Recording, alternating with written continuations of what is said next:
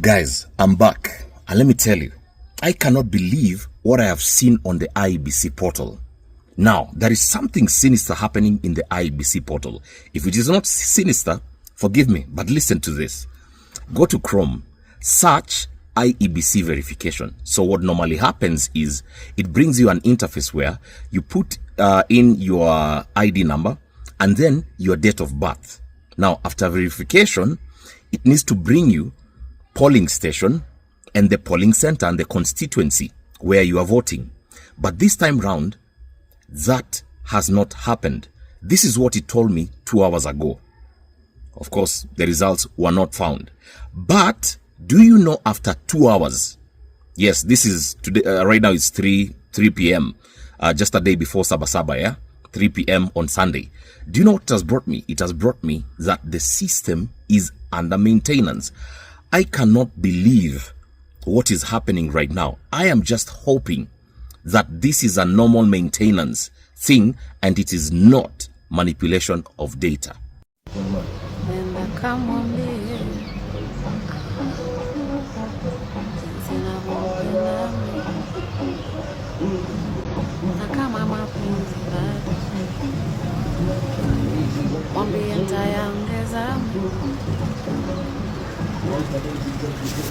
Hali si hali. Within 36 hours, or let's say more than that, Iebc has been caught manipulating our data. Mumefunga barabara, yet munaambia watu waende kazi. Mlikuwa mnataka to fly ama? Goons attacking women. Uko Kenya and human rights. Surviving in Kenya is a sport. Watu walienda summer tides. Wamefungiwa. Oh God. Kujana usitumane. Ukitumana atachelewa. Just come. Kija tuwe mwenye. The last time you were here, yes, we gave you the mic and you said, give me the mic. And I'd like us to be given an opportunity as Kenyans to exercise our power directly, our sovereignty directly, by recalling our president and the deputy president. And you gave reasons, and you gave a structure, and you said, in fact, this particular petition is in court. What's the progress?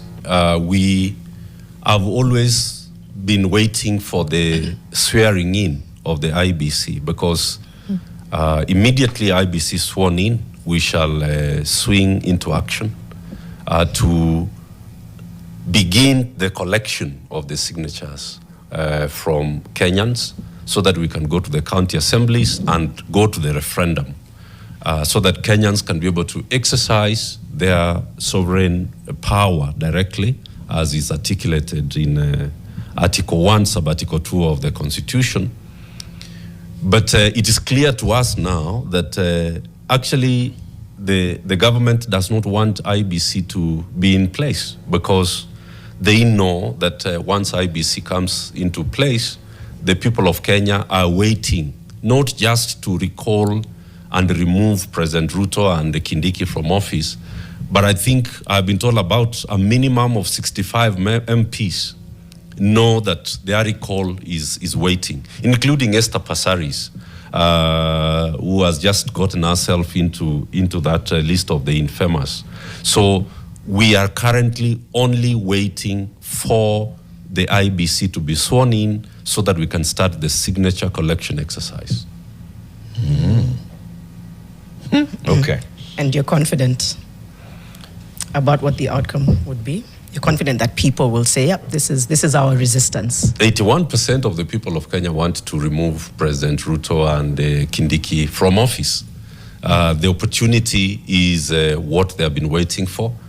And I suspect that President Ruto knows that. And that is why he's gazetting a list of Iebc commissioners against a court order, which he knows is in place. You can see a president who's inviting us to go to court and say he has violated the Constitution yet again, so that the court can nullify the exercise of the Iebc panel from being sworn in. What else could be the explanation why a head of state who took an oath to defend the Constitution would defy a court order that is well known to him, apart from inviting the people of Kenya to actually call for the nullification of the selection of the IEBC commissioners? There cannot be another explanation. There cannot be another explanation. So it's delaying tactics. It's a delaying tactic just to ensure that we stay without an IEBC, even if it's as close to 2027 as possible. There is even word in the political circles that the government wants to make the holding of elections in 2027 impossible. Yeah. So we can't rule any of these things out. You said 81% of Kenyans want President Ruto and Professor Kindiki out. Yes. How did you arrive at that figure? So you conduct a scientific opinion poll across the country, and that's the science that I practice, as you would know, Eric, that as political scientists, that is what we do, and we do it quarterly to know the approval rating of the president, to ask the country, are we headed in the right direction or in the wrong direction, and we get the numbers. The last time I was here, you remember that 89% of Nairobians said we were headed in the wrong direction. Countrywide, it was 79. But Nairobi was the highest at 89%. 81%. Tricky. How big is your sample size, if you don't mind me asking? We do it in 5,100 sub-locations in the Republic of Kenya. That's how extensive we are in the exercise. Okay, that's quite extensive. We want to get into our lest we forget now, but just before that, this idea of stalling the having IEBC commissioners in office seems to have taken root. Then we had the appointment. It's like, what's happening? But the appointment is against the court order. Okay, what's the fix there? Because then if we do go to court, take the bait, then we will find ourselves in 2027 with no IEBC. Exactly. And if we allow for these IEBC commissioners to be appointed against a court order, problematic. We've set a precedence, yeah? Very problematic. So it's actually government which sponsors people to Eric would know. It's government which... I don't know. You don't know anything. I've never been in government and I've never been sponsored. Yeah, so what government does to stall this process is it's not even, it's a very open operation that they do from time to time. You hear somebody has filed a case in Kiambu, like last time, and they are saying that the selection panel does not have this ethnic community and another one, very flimsy things to delay. Yes. When we beat all those delaying tactics, we finally get the selection panel. Then you see the selection panel saddled with unnecessary blunders, like you see them. You remember them inserting, some addendum of people who didn't even apply. So you ask yourself, why do you do that? I mean, and so then it ends up that even one of the people who didn't apply is now selected to be the chairman of the IEBC. We say, anyway, we will keep quiet because we want the IEBC in place so that we can be able to revive our democracy. Then you see the president himself now, after we have, closed our eyes, you see him finally committing the unacceptable. So we will keep going. We have written to the Chief Justice and we have said, this is take administrative action, and even if it's to warn or write to the president and say we've taken judicial notice, could the gazettement be reversed? Because that is an administrative action. It can be reversed so that the court is clear to determine the matter before them. we're hoping that probably by the end of this week or next, the Chief Justice will write to the Attorney General. What about if she does not? We will continue to demand that the IBC be brought into office, because it is in the greater interest and the national interest of this country that we do not continue to operate without a fully constituted IBC. Yeah. It's By the way, msifikiria ati mkikosa kufanya elections ati mmetuweza. We have means of eradicating you guys.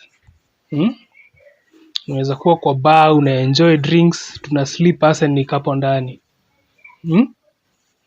Hamwezi ishi ati mtatusumbua forever. Na hii mchezo wa kina Gachagua mnafanya ati ya kuwika one term, and yet you are not calling for the reconstitution of IEBC. Hatuna IEBC saa hii na bado mnapiga nduru one term. We know the kind of game you're playing.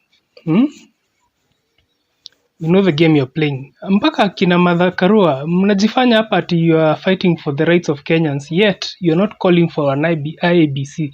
The only means we have to get rid of all these fake politicians. You're not giving us a solution. To those who believe politics doesn't affect them, I hope today has taught you how politics affect you directly. Literally, people couldn't move. There was no freedom of movement because of politics. People could not go to school, open their businesses. Politics affect each and every one of us. And you understand the magnitude of the kind of crisis this government is facing. 7 million youths are unemployed. 7 million youths. Yani, hao watu wote wako unemployed. They wake up to nothing. They just wake up to be on their phones, to just be on TikTok, to be on Twitter, they're unemployed. They're unemployed. So I think we should all wish the government should find solution to this group of people. Ndio isi affect now all of us. Ndio hata isi affect hao watu wenye wana believe politics I affect. Let's wish these 7 million people watakuwa busy. Because wanaweza amua tutakuwa busy pia sisi. So yeah, 7 million youth. Anyway guys, thank you Genz for the holiday. Nataka kuambia serikali, unaona hii gari iko hapa mbele imebeba tank. Hiyo ni gas iko hapo ndani. Tightly sealed. Na umeandikiwa hapo danger, no smoking. Sasa sira yetu sisi kama wa Kenya ni hii gas imefungiwa kwa hii tanki. Unaona? Tafadhali 2027 accept your fate, go home. Kwa sababu kura nayo hakuna mtapata. Lakini mkijaribu kusmoke kura zetu tutalipuka. Waswahili wanasema wengi wape, usipowapa watajichukulia. Ile hasira tuko nayo kama wa Kenya ni hii tanki. Usione ati imetulia hapo imebebwa, ikilipuka hiyo it will cause a lot of damage.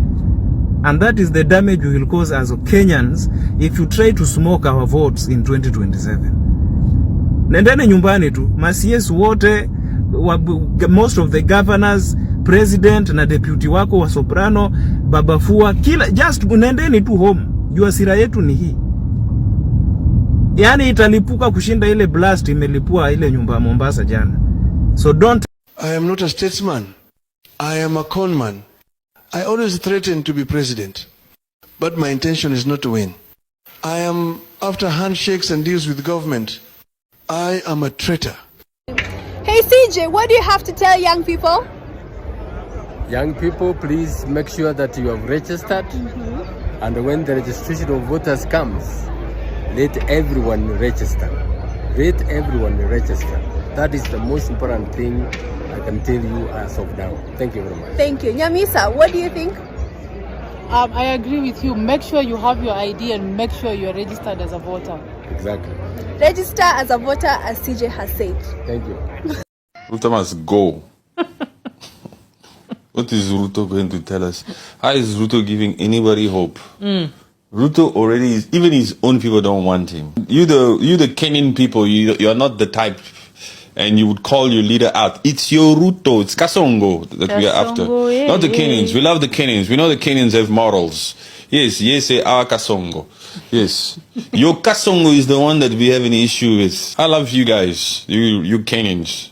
You guys have morals. Kenya kunaendelea kuharibika. Najua Samoei kuna vile cheki anatry kuchange rules. Jiulize hii swali. Tafakari ya babu. Na ya babu ni haya. If you're a president and you know that there's an election in 2 years time, would you, if you're not sure of coming back, would you repair your office for 2 billion shillings? Would you repair State House for 2 billion shillings? That's a total of 4 billion shillings. If you're not 100% sure that you're coming back. Yes? The reason I keep doing this, kuambia ase, this person is planning to use all methods to come back. So it's up to us to make sure that tumetokea sisi wote. Tokea.